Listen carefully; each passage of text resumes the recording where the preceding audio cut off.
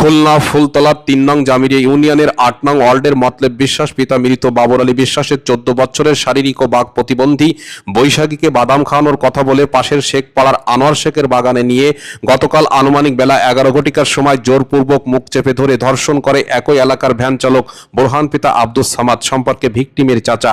উক্ত বিষয় নিয়ে এলাকায় তোড়জোড় শুরু হয়েছে। সাধারণ মানুষ ধর্ষক বোরহানের বিরুদ্ধে ন্যায্য বিচারের দাবি জানিয়েছেন। এই অপকর্ম কতদিন করেছে? 2 দিন। তোমার চাচা হয় সে? তোমার নাম কি?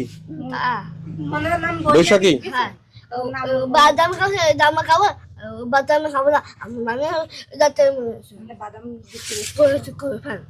খুলে ফেলতে বলেছে কাপড় চোপড়। হ্যাঁ না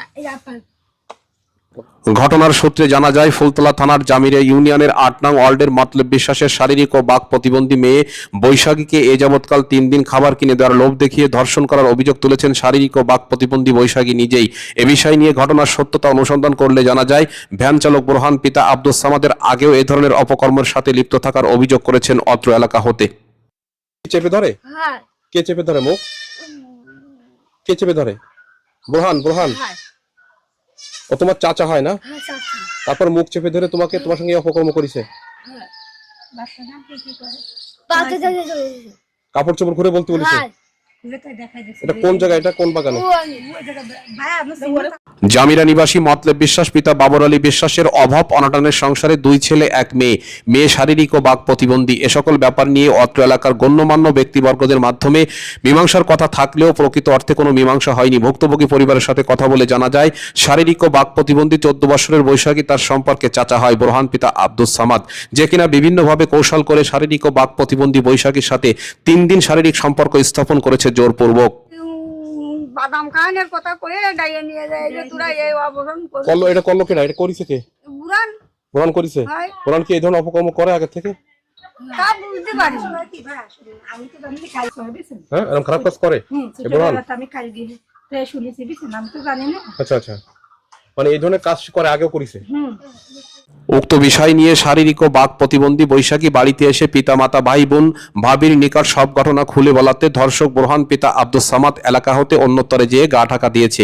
এ ব্যাপারে ধর্ষক আব্দুস সামাদের বাড়িতে গেলে বাড়ির কাউকে পাওয়া যায়নি। তবে বোরহানের স্ত্রীর সাথে কথা বলে জানা যায় বোরহানের স্ত্রী সংবাদকর্মীদেরকে জানায় তার স্বামী গত 2/4/2026 তারিখ আনুমানিক বেলা 11 ঘটিকার সময় পাশের একটি বাগানে প্রতিবন্ধী বৈশাখীকে নিয়ে ধর্ষণ করার কথা নিজের মুখে স্বীকার করেছে তার স্ত্রী। আপনি তো বৈশাখীর মা না? না, তাহলে আমি বৈশাখী মা না, তাহলে আমি বৈশাখী শাশু। আচ্ছা, তো ঘটনা আসলে কখন ঘটছিল? সন্ধ্যায়? না, কালকে 11টার সময়। বেলা 11টায়? আমরা যে শুনলাম সন্ধ্যার সময়। ওই তো মানে ওই সন্ধ্যার সময় যারা জানে মানে তারাই বলেছে সন্ধ্যার সময়। ও আচ্ছা। এখন মেয়ে কোথায়? মেয়ে ওর বাড়ি। কোন বাড়ি? ওর বৈশাখীর বাড়ি ওই। ও আচ্ছা। আপনারা জানিয়েছেন যে বেলা 11টার সময় ঘটেছে। এই স্থানটা কোথায় ছিল? এই বাগানটা নাকি? না, আছে না ওই। প্রফেশনাল একটা বাগান আছে তাই না? আচ্ছা, ওই যে ভ্যান চালক ওর নামটা কি ভুলে যাই, এই যে ঘটাইছে ওর নামটা কি? বোরহান কি এই ধরনের অপকর্ম আগে করেছে? না এরকম এই প্রথম? ওর ছেলে মেয়ে আছে বোরহানের? 3 মেয়ে। ওর পিতার নামটা কি? সামাদ। ওর 3 মেয়ে। হ্যাঁ। তো এই যে বৈশাখী বা এই যে আপনার স্বামী এই যে কথা উঠিছে, এটা আসলে কেন উঠলো? কেন উঠলো এইটাই তো আমি করতে পারবো না।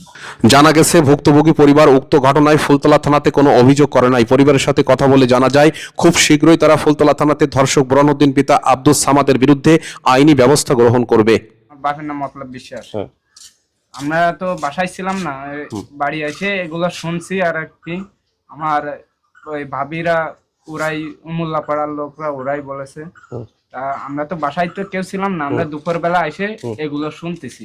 আমার আব্বু বাড়ি ছিল না, আমার আম্মু গেছিল বিলে, আমার আব্বু মিলে গেছিল, আমি রাজমিস্ত্রির কাজ করতে গেছিলাম, আর আমার ভাই আইসক্রিমের ফ্যাক্টরিতে কাজ করে। আমরা বাড়ি এসে এই সমস্ত শুনতেছি যে বোরহান আপনার বোনকে জোর করে বাগানে নিয়ে গেছে। এগুলো আর কি নিয়ে যে অপকর্ম করেছে। একদিন না দেন ভাই।